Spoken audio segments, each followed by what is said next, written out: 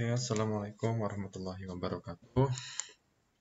Oke, materi kedua ini saya akan coba menjelaskan terkait dengan pohon gitu ya. Ini saya ambil materinya di internet gitu. Eh, di sini apa sih sebuah pohon itu? Jadi pohon itu masih berhubungan dengan graf gitu ya. Jadi pohon adalah graf tak berarah ya, terhubung yang tidak mengandung sirkuit. Nah, tadi apa itu sirkuit gitu ya? Kalau sirkuit itu jadi balik gitu ya, dia balik dari titik awal menuju ke beberapa titik kemudian dia balik lagi. Nah, contohnya gini. Ini sebuah pohon karena dia tidak ada sirkuit, semuanya lintasan gitu ya. B, A, D, F, seperti lintasan. Ini juga pohon gitu ya, walaupun ada crossing data yaitu sisi EB dengan sisi FA itu crossing. Nah, ini bukan pohon ya karena dia mengandung sirkuit yaitu titik A, D, F. Nah, ini ada sirkuit, ini bukan pohon, tapi di graf ya. Nah, ini bukan pohon karena ada terpisah nih, satu kesatuan cuma tidak menyambung. Nah, ya. Jadi graf tak berarah terhubung. Jadi ini kalau ini tidak terhubung, yang tidak mengandung sirkuit. Nah, yang kedua, apa itu hutan atau forest? Ya, jadi hutan itu adalah kumpulan pohon yang saling lepas, gitu. Jadi atau graf tidak terhubung yang tidak mengandung sirkuit. Jadi setiap komponen dalam graf itu terhubung tersebut adalah pohon. Jadi gini, ini hutan, ya.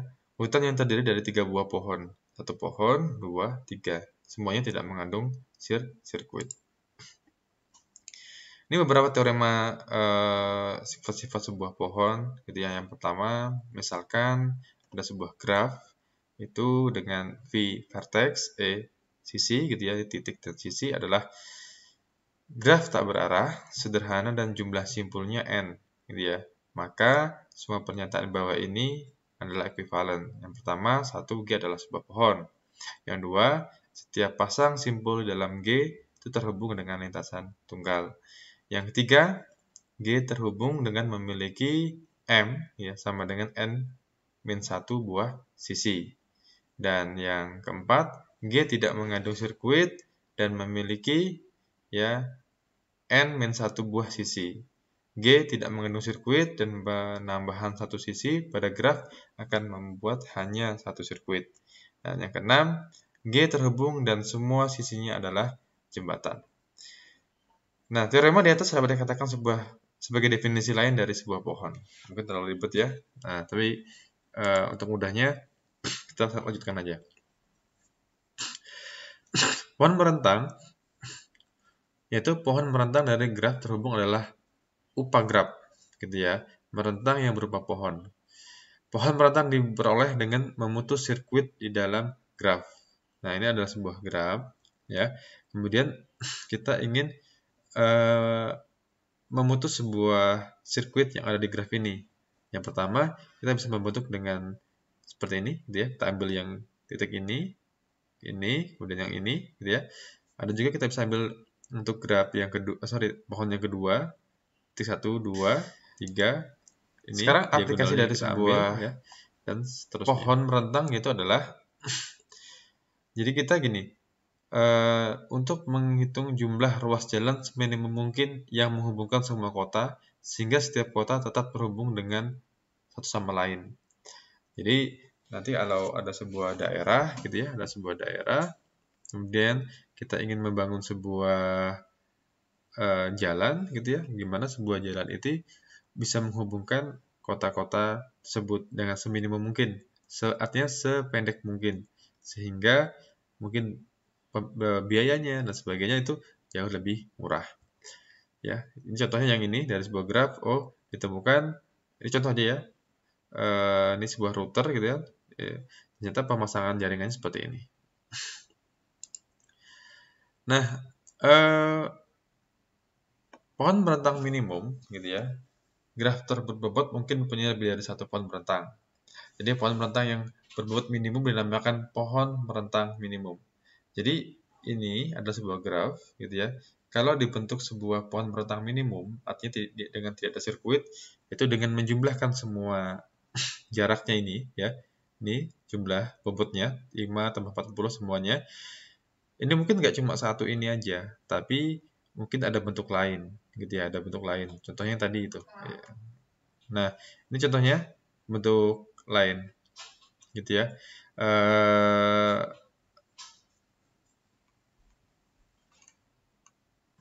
Ini adalah bagian dari sebuah graf ini ya. Ini adalah 1 pohon, 2 pohon, 3 pohon, 4 pohon.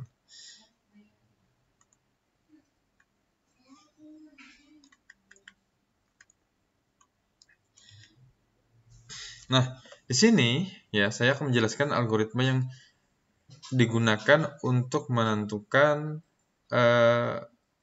apa yang disebut dengan pohon merentang minimum. Ya. Yang pertama yaitu adalah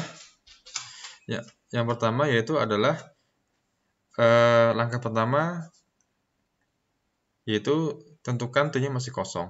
Kemudian langkah kedua adalah pilih sisi gitu ya dari U ke V dengan bobot minimum yang tidak membentuk sirkuit di T. Tambahkan V ke dalam T. Ulangi lagi. Oke, lebih jelasnya saya akan jelaskan seperti ini. Nih, misalkan saya punya sebuah graf gitu ya dengan 6 titik gitu ya. 1, 2, 3, 4, 5, 6. Bagaimana membuat sebuah pohon merentang minimum? Artinya semua titik itu terhubung gitu ya. Tapi yang paling minimum jaraknya seperti apa? Ya mungkin kalau titiknya sedikit, oke nggak ada masalah. Tapi kalau titiknya banyak seperti apa? Nah ini perlu namanya komputasi. Langkah pertama adalah, jadi tadi saya pindahkan ke sini, gitu ya. Saya pindahkan ke sini. Soalnya, jadi langkah pertama kita sorting atau urutkan, gitu ya, sisi sama bobotnya. Nah jadi kita urutkan dari bobot terkecil sampai yang terbesar, gitu ya. Artinya kita harus mendaftarkan gitu ya. Jadi sisi 1 2 itu 10 kita tulis gitu ya. Sisi 2 3 50 dan sebagainya seterusnya sampai semuanya terdaftarkan, kemudian urutkan dari bobot terkecil ke terbesar. Dapat yang ini ya. Jadi dari sini dapatnya yang ini. Nah, dari sini gitu ya. Kita peroleh bahwa sisi 1,2 10 ya, 3,6 15 ini dari terkecil ke besar. Kalau seandainya ada sisi yang sama seperti apa? Ya nggak apa-apa. Misalkan nih contohnya 14 sama 35, 30 30. Ya nggak apa-apa. 35 dulu atau 14 dulu.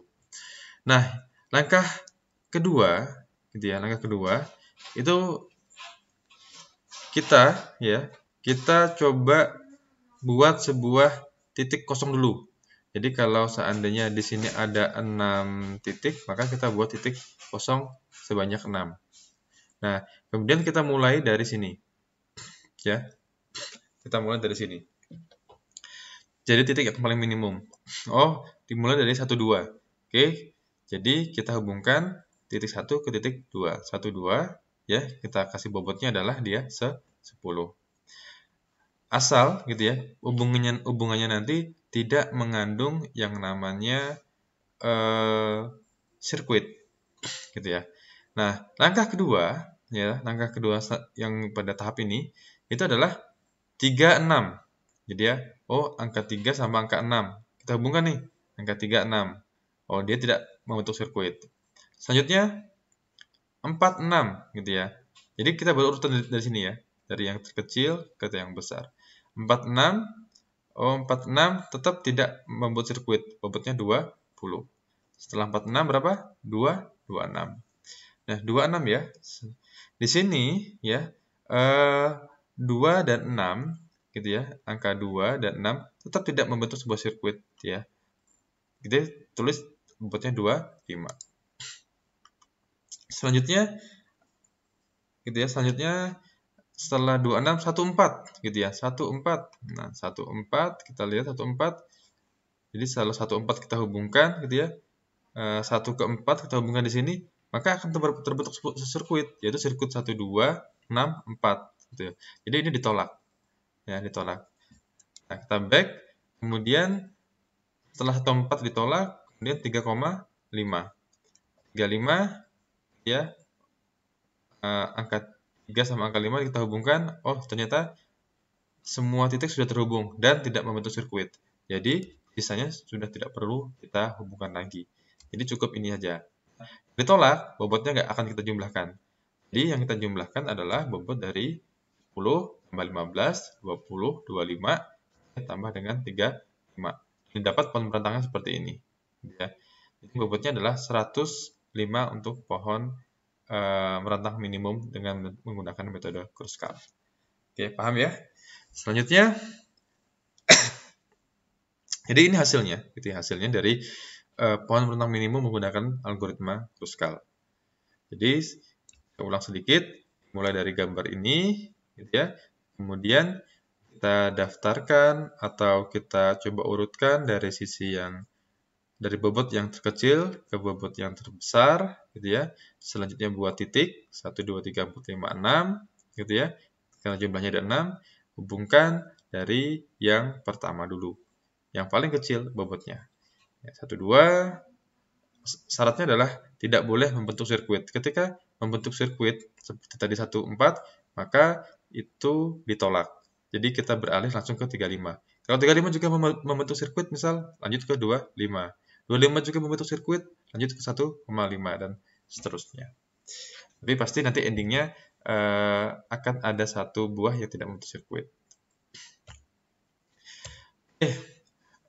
Selanjutnya saya akan coba jelaskan teori lagi ya terkait dengan pohon berakar. Jadi pohon yang satu buah simpulnya diperlakukan sebagai akar gitu ya, dan sisinya diberi arah sehingga menjadi graf berarah namanya.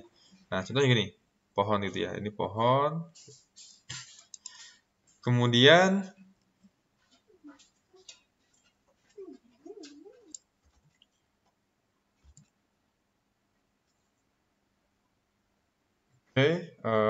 saya lanjutkan lagi.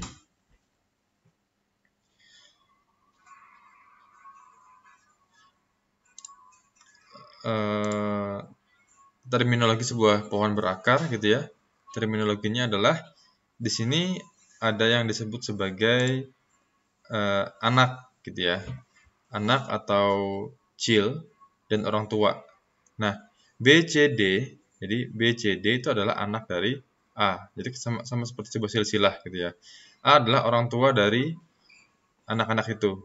Nah, B punya anak yaitu EF, tapi C tidak punya anak.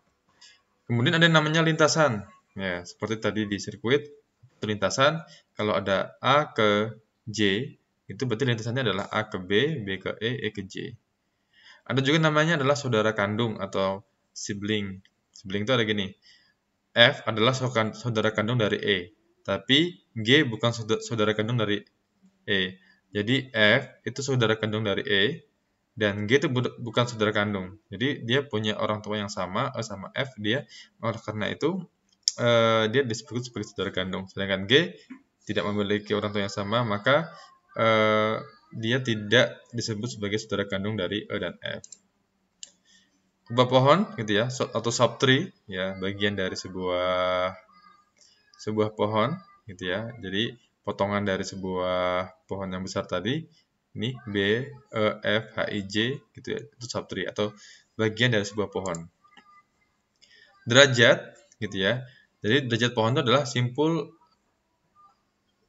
derajat sebuah simpul adalah jumlah subtree pada simpul tersebut. Misal gini, A derajatnya adalah 3, yaitu 1, 2, 3 gitu ya. D derajatnya adalah 1 gitu ya. Dan C nggak punya derajat gitu ya. Artinya dia nggak punya anak, maka dia 0. Dia tidak bisa ke atas gitu ya. Ada namanya daun. Itu adalah simpul yang berderajat 0. Itu kayak C, F gitu ya. H, I, J. Jadi yang sifatnya paling bawah. Terus ada namanya simpul dalam, yaitu simpul yang mempunyai anak disebut simpul dalam. Jadi simpul yang punya anak. Jadi C tidak punya anak, maka dia bukan simpul dalam. Jadi B, D gitu ya, E, G gitu ya, K gitu. Nah, level atau aras gitu ya. Jadi ini adalah generasi ke-0 ya, A. Ini generasi ke-1, level 1. Yang ini adalah level 2, level 3, level 4. 9 adalah tinggi atau kedalaman. Aras maksimum dari suatu pohon disebut dengan tinggi atau kedalaman. Jadi pohon di atas ini mempunyai aras maksimumnya levelnya ada 4, maka tingginya adalah 4. Oke, itu mungkin yang dapat saya sampaikan terkait dengan pohon. Gitu ya, saya akhiri. Assalamualaikum warahmatullahi wabarakatuh.